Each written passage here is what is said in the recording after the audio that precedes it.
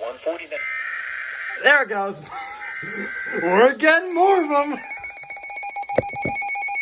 Oh, my love of God. Well, we're at 26.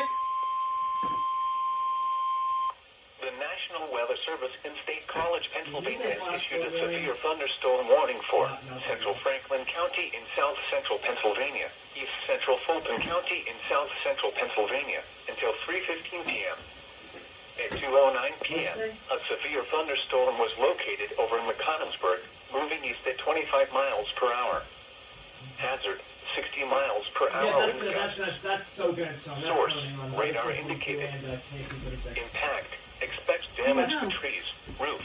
I'm gonna have Hella go off in about 2 minutes. Locations of And No, I'll I need your undivided attention now. That's not focused on bones, not driving. I need St. your Thomas, attention. Fayetteville, Scotland, Okay. McConnellsburg, Turn this off, please. You can't pay attention. do me a favor and do this in 2 minutes. We'll come back in 2 minutes. What's gonna happen when I can't stop because it's middle of I for lunch. need you to, I just forwarded This you an includes email that we need to Interstate open. 81 from